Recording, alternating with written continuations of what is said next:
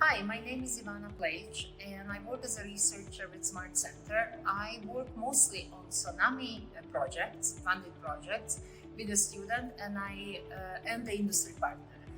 My favorite part of working on those projects is actually helping industry partner to point them in the right direction and for them to avoid the mistakes of maybe trying to design something that it's immediately meant for a mass production, for example, and they can't afford that.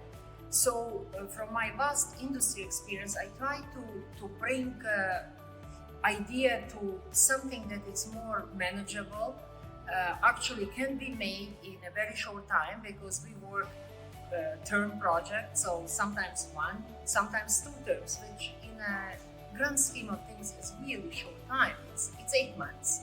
So we really try to get students involved in every aspect from design to actually making the prototype and delivering it, and having our industry partner have something that they can then take to next level of mass production.